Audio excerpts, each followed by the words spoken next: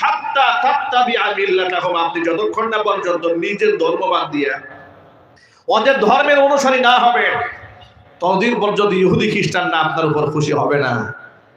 এখান থেকে একটা মূলনীতি মেনে নেন, ইউরোপ আর আমেরিকা যদি বাংলাদেশের কোন দলের উপর সন্তুষ্ট হয়, আপনি বুঝবেন ওই দলের উপর আল্লাহ নারাজ হয়ে গেছে। কথা বুঝেন নাই মনে হয়? ওই দল আর ইসলামের আদর্শে নাই।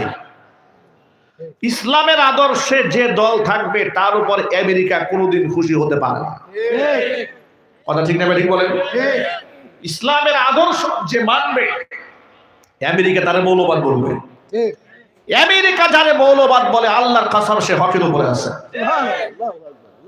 আর আমেরিকা যাকে আধুনিক মুসলমান বলে, ও মুসলমান না মুনাফিক। ও কি জুড়ে বলেন? ও মুনাফিক।